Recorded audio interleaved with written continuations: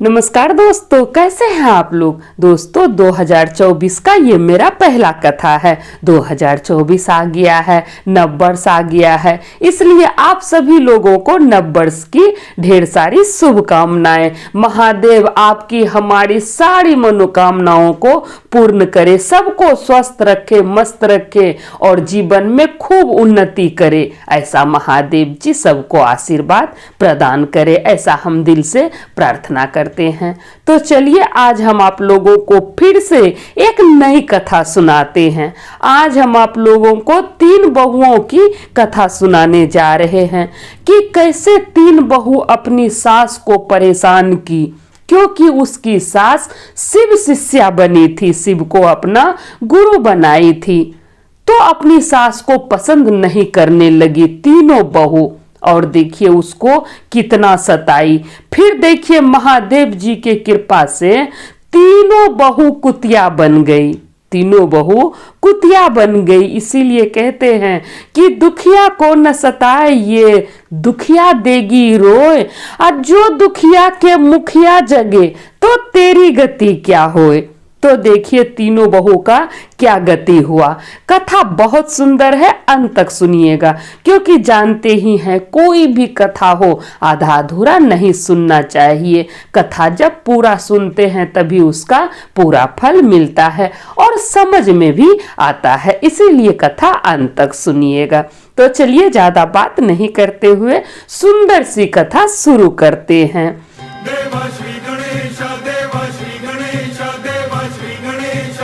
एक बूढ़ी माई थी। बूढ़ी माई का 3 लड़का था, तीनों का शादी हो गया था। बड़ी बहू को 3 बच्चा था, 2 लड़का 1 लड़की। मझली बहू को 3 बच्चा था, 2 लड़की 1 लड़का, और छोटी बहू को 2 लड़का ही था। तो भरा पूरा परिवार था। अब बूढ़ी माई जो थी वो महादेव जी की परम भक्त थी। बूढ़ी माई का पति कुछ दिन पहले ही गुजर गया था, जो उनका पति नहीं था। जब देखिए बूढ़ी माई का पति गुजर गया तो उसका बेटा ही घर चलाने लगा। अब बूढ़ी माई महादेव जी की परम भक्त थी, वो धर्म कर्म खूब किया करती थी, दान पुण्य खूब करती थी। कोई भी साधु महात्मा आते तो उनको भोजन कराती, शुद्ध घी का दिया जलाती, अपने घर में जलाती, तुलसी चौरा में जलाती, पीपल के पेड़ के नीचे जलाती, मंदिर में जाके जलाती। तो घी बहुत खर्च करती थी। वो पूरा धर्म कर्म का काम करती थी, भगवान जी का शिव चर्चा करती थी, महादेव जी का चर्चा करती थी, तो मिश्री बादाम चढ़ाती थी और सबको बांटती थी। अब देखिए वो मिश्री बादाम जब पूजा करके सबको बांटती थी तो उसकी बहू नहीं लेती, वो प्रसाद को बहू नहीं लेती। तीनों में से कोई नहीं, बोलती नहीं नहीं हमको नहीं चाहिए, आप ही खाइए। तो बूढ़ी अम्मा आस पड़ोस की महिला को वो प्रसाद दे देती थी। अब देखिए उसका बेटा बहुत अच्छा था, धीरे धीरे उसका बेटा भी बहू के रंग में ही रंगने लगा। जब उसका पति गुजर गया तो घर का खर्च उसका बेटा चलाने लगा। अब बूढ़ी माई तो खर्च करती थी, घी मंगाती थी, मिश्री बादाम मंगाती थी, जो भी महात्मा आते उसको भोजन खिलाती थी। तो ये सबसे बहू बहुत परेशान रहती थी कि इनको कोई काम धंधा है नहीं, झूठ मूठ का खर्चा कराते रहती है, इतना इतना घी जलाती है, इतना इतना मिश्री बादाम मंगा के दो, दूसरों को भोजन खिलाओ। तो बहू पसंद नहीं करती थी ये सब। धीरे धीरे उसका बेटा भी पसंद नहीं करने लगा। अब देखिए बूढ़ी माई क्या करे, उनको तो आदत था, पूरा गांव का आदमी उसका खूब इज्जत करता था। बूढ़ी माई का बहुत इज्जत था गांव में, लेकिन उसका बेटा, उसकी बहू उसका इज्जत नहीं करता था। अब देखिए एक दिन क्या हुआ, तीनों बहू आपस में मिलकर विचार करने लगी कि हम लोग अलग अलग हो जाते हैं, हम लोग अलग अलग हो जाते हैं और बुढ़िया को भी अलग कर देते हैं। वो अपना बनाएगी खाएगी तभी उसको समझ में आएगा, जब अपने से सामान जुटाएगी तब उसको समझ में आएगा। तो तीनों बहू अपने अपने पति से कहने लगी। छोटी बहू गई, वो अपने पति से कहती है कि देखिए अभी अपना बच्चा लोग छोटा है, घर में कितना खर्च होता है। बड़ी दीदी का बच्चा बड़ा हो गया है, मझली दीदी का बच्चा बड़ा हो गया है, अपना बच्चा अभी छोटा है, इसको पालने में अभी कितना खर्च होगा पैसा। सो पैसा नहीं बचता है, हम लोग अलग हो जाते हैं, अपना बनाएंगे, अपना खाएंगे, बच्चा का भविष्य भी बनाएंगे। तो छोटा बेटा बोला ठीक है, तुमको जैसा लगता है वैसा तुम करो। फिर मझली बहू अपने पति से कहती है कि देखिए जी, अपने मन पसंद का खाना नहीं खा पाते हैं, घर में जो बनता है उसी को खाना पड़ता है। सो हम लोग अलग हो जाते हैं, अपने मन पसंद का खाना खाएंगे, रंग बिरंग का खाना खाएंगे। इतना इतना आदमी है, सो समझ नहीं आता है क्या बनाए क्या ना बनाए, तो रोज एक ही चीज खाना पड़ता है, इसलिए हम लोग अलग हो जाते हैं। तो मझला बेटा भी मान गया। अब बड़ी बहू अपने पति से कहने गई कि सुनिए जी, सबका बच्चा तो अभी छोटा ही है, अपना बच्चा बड़ा हो गया है, उसका शादी ब्याह करेंगे, अब इसी सबको पालते रहेंगे, आपके छोटे भाई सबको पालते रहेंगे, आपकी माँ को पालते रहेंगे, तो अपना बच्चा का भविष्य कैसे देखेंगे। कल दिन उसका शादी ब्याह करना है तो कैसे होगा। सो हम लोग अलग हो जाते हैं, जो पैसा बचेगा अपने बच्चे पे खर्च करेंगे, दूसरों के बच्चे पे क्यों खर्च करें। तो बड़ा बेटा भी तैयार हो गया, बोला ठीक है, तुमको जैसा लगता है। अब देखिए क्या हुआ, पंच को बुलाया गया, जो फैसला करता है ना, उस पंच को बुलाया गया, मुखिया सरपंच गांव के आदमी सबको बुलाया गया, और जो भी सामान था उसका 4 हिस्सा किया गया, 3 बेटा का और 1 उसकी माँ का, 4 हिस्सा कर दिया गया, घर का भी और सामान का भी। माँ को कुछ कम ही दिया गया। सब कोई बोला कि ये तो अकेली है, इसके पास तो कोई नहीं है, सो इसको कुछ कम ही सामान दिया जाए। तो माँ को कम ही सामान दिया गया था, बाकी तीनों भाई में बराबर बराबर बांट दिया गया। माँ को बाहर में एक झोपड़ी था, उसमें रखा गया, और तीनों बेटा को पक्का के घर में रखा गया। अब देखिए, तब पंच कहता है कि जो अपनी माँ को रखेगा वो माँ के हिस्से का धन लेगा, जो अपनी माँ को रखेगा वो माँ के हिस्से का धन लेगा। तो तुरंत छोटी बहू कहती है नहीं नहीं, हमको धन नहीं चाहिए, हम क्या करेंगे वो झोपड़ी को लेके, हमको कुछ नहीं चाहिए, बुढ़िया का थोड़ा सा खर्चा है, इसको खिलाओ, इस पे खर्च करो, हम नहीं कर सकेंगे। मझली बहू भी मना कर दी, बड़ी बहू भी मना कर दी। तब पंच बोला ठीक है, जब तुम लोग नहीं रखोगे तो बुढ़िया अपना रहेगी, तुम लोग अपना अपना रहो। अब पंच फैसला करके तो चला गया। अब देखिए, बूढ़ी माई जब झोपड़ी में गई तो वो पूरा रोने लगी। वो सोचने लगी कि देखो मेरा कितना भरा पूरा परिवार है, पोता है, पोती है, बेटा है, बहू है, लेकिन आज मेरे पास कुछ नहीं है। मेरा पति क्या गुजरा, मेरा तो दुनिया ही उजड़ गया, मेरा बेटा हमसे अलग रहने लगा। अब देखती है बूढ़ी माई तो उसके पास ज्यादा सामान भी नहीं था, कैसे चले घर, बहुत दिक्कत, कोई कमाने वाला नहीं था। तो बूढ़ी माई सोच ही रही थी कि आज हमको बेटा बहू का जरूरत है, हम शरीर से अस्वस्थ रहते हैं, कुछ कर नहीं पाते हैं, तो आज हमको सेवा का जरूरत है। तो बेटा बहू हमको अलग कर दिया, अब हम अपने से क्या बनाएंगे, क्या खाएंगे, कहाँ से रुपया पैसा लाएंगे। बूढ़ी अम्मा बहुत दुखी थी। अब देखिए, भक्त का दुख कहाँ देख पाते हैं भगवान, भगवान अपने भक्त का दुख नहीं देख पाते हैं। ये सब माता पार्वती जी और महादेव जी कैलाश पर्वत पर से देख रहे थे।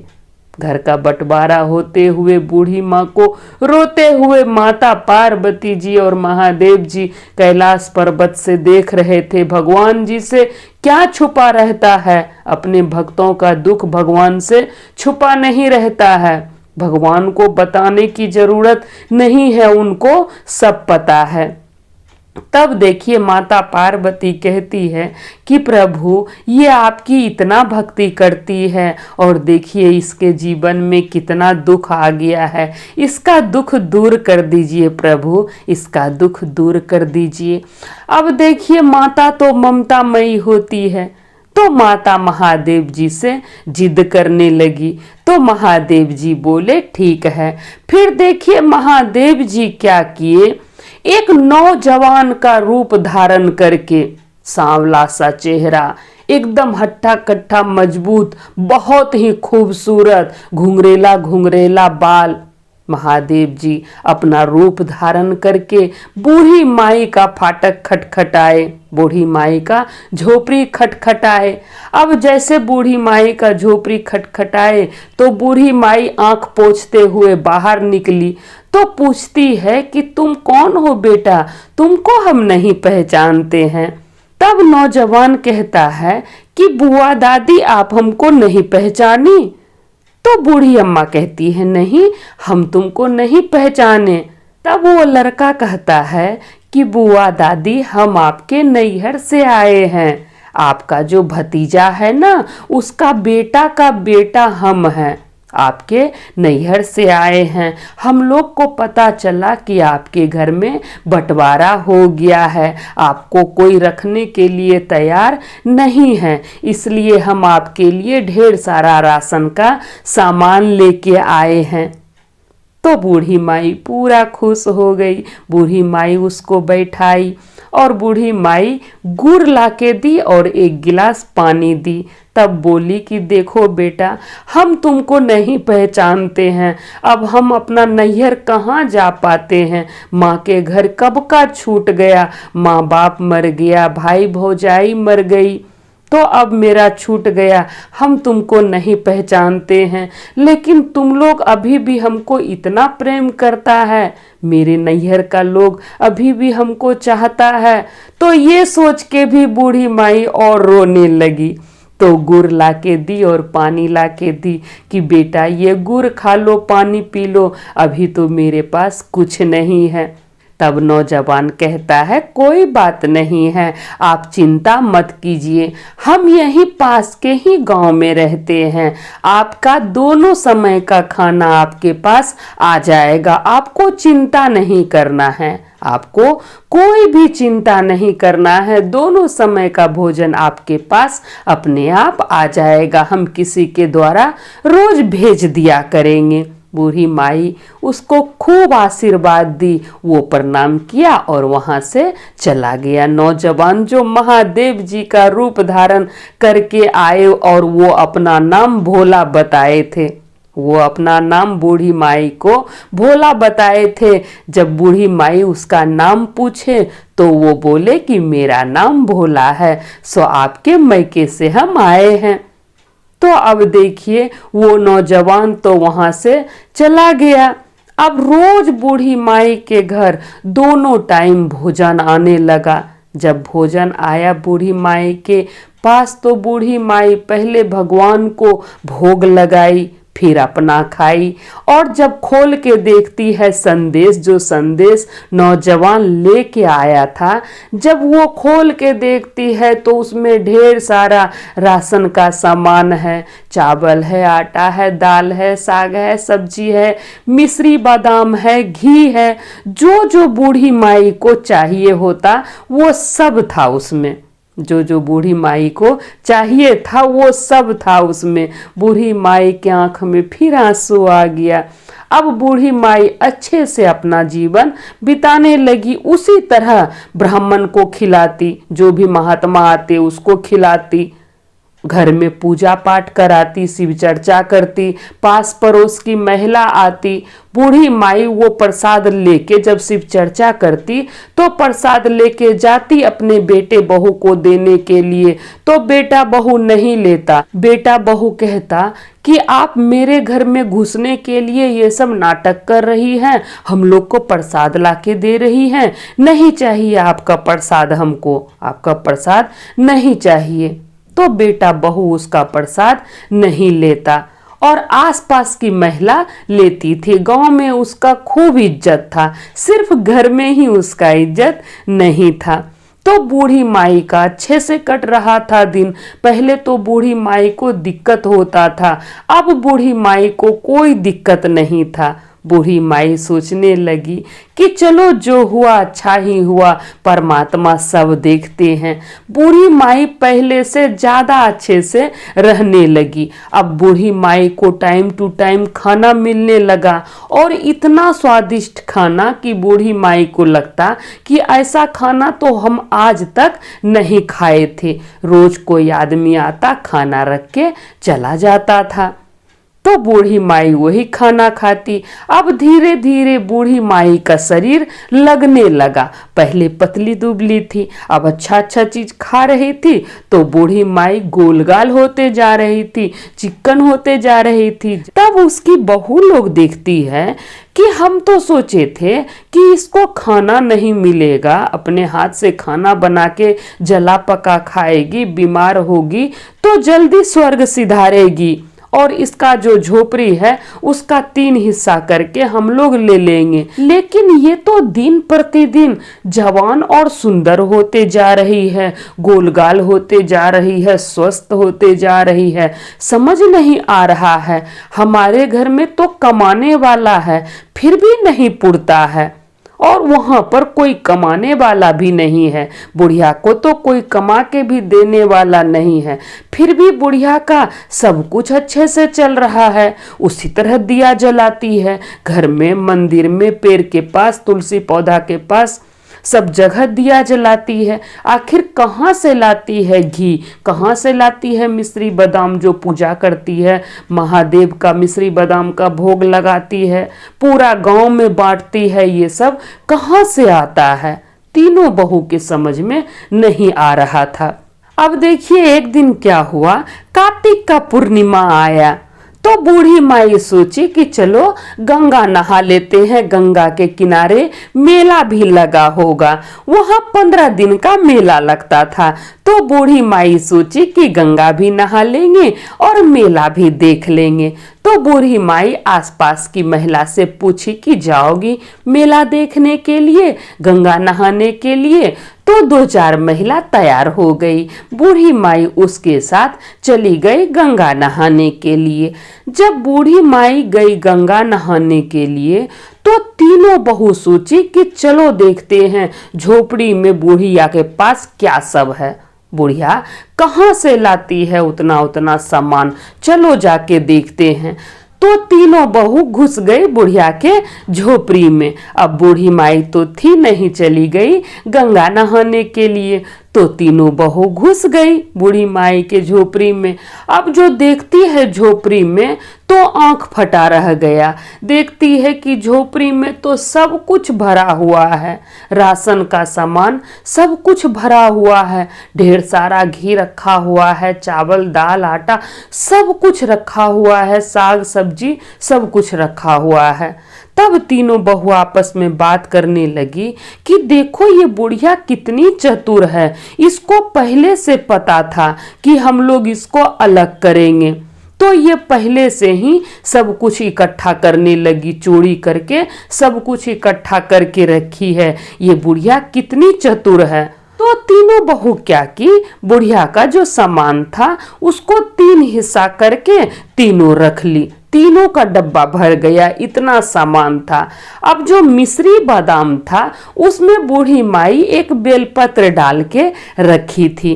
तो तीनों बहू क्या की, मिश्री बादाम का डब्बा खोल ली और बेलपत्र जो है वही नाली में फेंक दी और मिश्री बादाम खाने लगी कि ये बुढ़िया कितना टोना टोटका करती है, देखो मिश्री बादाम के डब्बा में बेलपत्र रखी है। वो लाई थी महादेव जी के मंदिर से बेलपत्र, तो वो रख दी थी उसमें।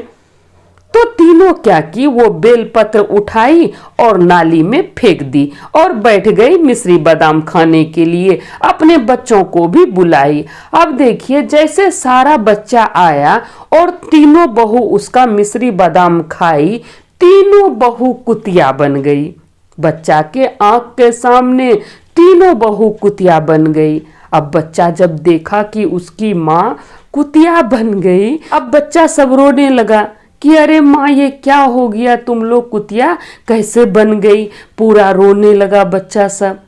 तीनों का बच्चा वहां था, तीनों का बच्चा देखा कि उसकी माँ कुतिया बन गई। अब देखिए घर के बाहर तीनों कुतिया बैठी हुई थी।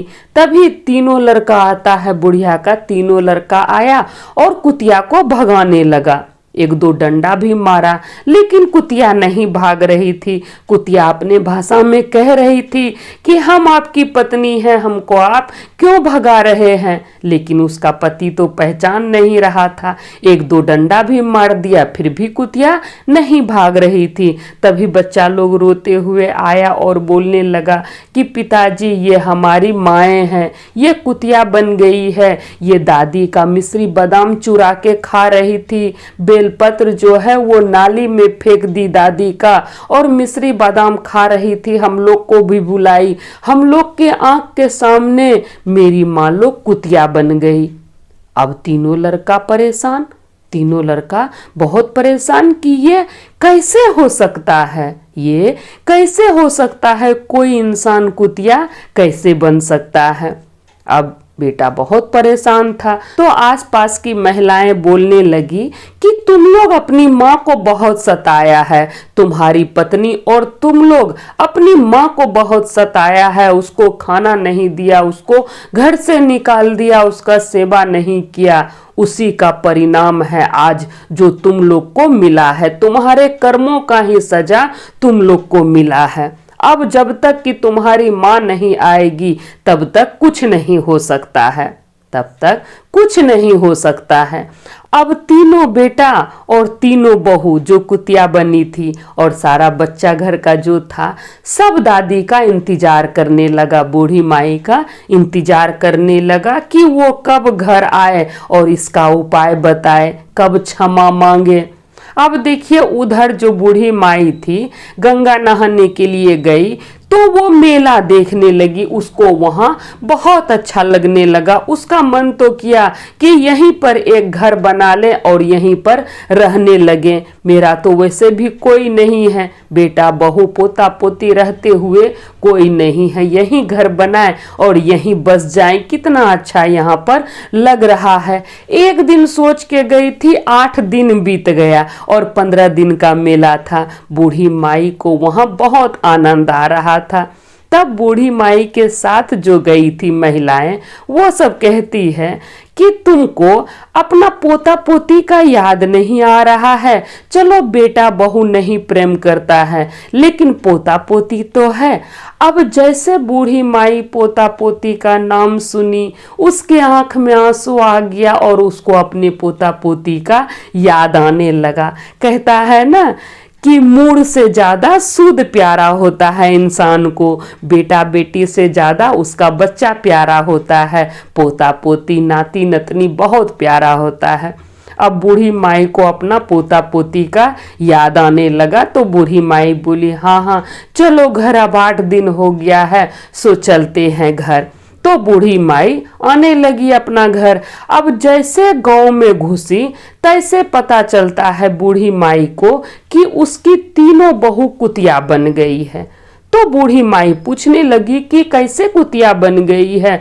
तो महिलाएं लोग बोली हल्ला तो हो ही जाता है ना गांव में। तो महिलाएं लोग बोली वो तो पता नहीं, लेकिन तुम्हारी तीनों बहू कुतिया बन गई है, ये पक्का है। तो बूढ़ी माई घर आई। जैसे बूढ़ी माई घर आई, तीनों बेटा बूढ़ी माई का पैर पकड़ लिया और पूरा जोर जोर से रोने लगा कि माँ तुम हमको माफ कर दो, कितना दुख तकलीफ से तुम हम लोग को पाली, लेकिन हम तुमको भूल गए। आज देखो जो तुमको सताए, हमारे कर्मों का फल हमको मिला है कि हमारी पत्नियां जो है वो कुतिया बन गई है। देखो ये जो तीनों है ये तुम्हारी बहू है, ये कुतिया बन गई है। अब तीनों बहू भी जो कुतिया थी माँ के पैर के पास आ गई, बुढ़िया माई के पैर के पास आ गई। वो भी अपने भाषा में माफी मांग रही थी, कू कू कू कू कर रही थी। अब कोई समझ तो रहा नहीं था। तीनों कुतिया सब सुन रही थी कि सब कोई क्या बोल रहा है, वो समझ रही थी, लेकिन कुतिया का भाषा कोई समझ नहीं रहा था। तो वो भी कू कू करने लगी। अब बूढ़ी माई को बहुत दया आया। पोता पोती आके बूढ़ी माई का पैर पकड़ लिया। सब कोई बूढ़ी माई का कोई गला पकड़ लिया, कोई पैर पकड़ के रोने लगा। अब पोता पोती को रोता हुआ देखकर बूढ़ी माई भी फूट फूट कर रोने लगी कि ये क्या हो गया, ये कैसे हो गया। अब बूढ़ी माई के भी समझ में नहीं आ रहा था।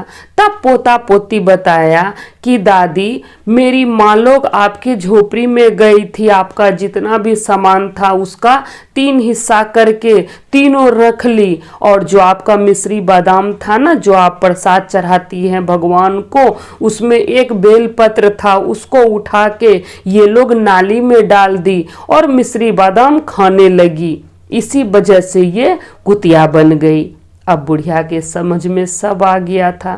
बुढ़िया महादेव जी से प्रार्थना करने लगी कि हे प्रभु, इसको क्षमा कर दीजिए, प्रभु इसको क्षमा कर दीजिए। बुढ़िया माई क्या की, अपने घर में शिव चर्चा रखवाई, पूरे गांव के आदमी को बुलाई शिव चर्चा में, और अपने घर के सभी सदस्य को शिव चर्चा में बैठाई। उसका तीनों बेटा, तीनों बहू जो कुतिया बन गई थी, पहले उसका तीनों बेटा शिव चर्चा में बैठता, भगवान का चर्चा करता, कथा सुनता, लेकिन धीरे धीरे पत्नी की बातों में आके तीनों बेटा भी बदल गया। वो भी शिव चर्चा नहीं सुनने लगा था।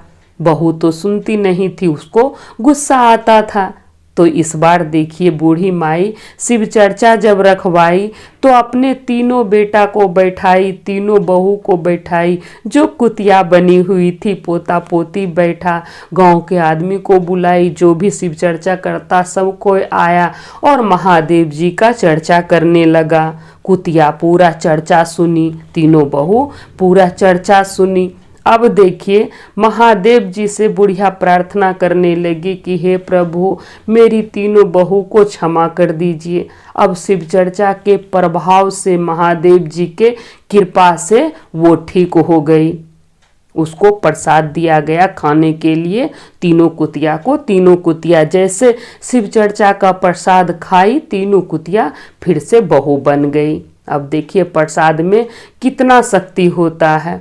इसीलिए कहता है कि जहाँ भी शिव चर्चा हो, प्रसाद जरूर से खाना चाहिए, या कोई भी पूजा पाठ जब आप करते हैं तो प्रसाद जरूर से खाना चाहिए, मांग के लेना चाहिए। घमंड नहीं करना चाहिए कि अरे हमको नहीं बुलाया है, हम क्यों जाएं, हम क्यों खाएं उसका प्रसाद, ऐसा नहीं करना चाहिए। वो भगवान का भोग लगा हुआ रहता है, उसमें बहुत शक्ति रहता है। अब देखिए, प्रसाद के खाने से तीनों बहू वापस से बहू बन गई, कुतिया से तीनों बहू बन गई महादेव जी के कृपा से। शिव चर्चा का देखिए क्या प्रभाव है।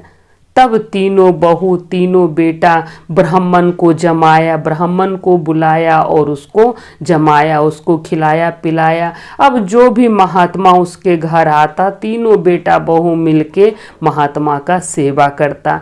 तीनों बेटा फिर से एक साथ रहने लगा और बूढ़ी माई का खूब सेवा करने लगा। पहले के तरह जैसे उसका पति जब जिंदा था तो तीनों बहू बहुत सेवा करती थी, लेकिन जैसे उसका पति मर गया, तीनों बहू बदल गई। तो पहले के तरह ही बूढ़ी माई का फिर से सेवा होने लगा। बूढ़ी माई उसी तरह शिव चर्चा करती, उसी तरह दीपक जलाती, सब जगह दीपक जलाती, जो भी आता भूखा नंगा सबका मदद करती। अब तीनों बहू को कोई भी दिक्कत नहीं था, ना ही तीनों बेटा को कोई दिक्कत था। सबके समझ में आ गया था कि जो होता है सब भगवान के कृपा से ही होता है। तो अब बूढ़ी माई को कोई भी दिक्कत नहीं था। इसीलिए कहते हैं कि दुखिया को न सताइए, दुखिया देगी रोए, और जो दुखिया के मुखिया जगे तो तेरी गति क्या होए। तो दुखिया को कभी भी नहीं सताना चाहिए। तो हम भी महादेव जी से कहते हैं कि हे प्रभु, जो लोग भी ये वीडियो देख रहे हैं, सुन रहे हैं, उन सभी पर अपनी कृपा बनाए रखिएगा महादेव, दया कीजिएगा प्रभु, दया कीजिएगा।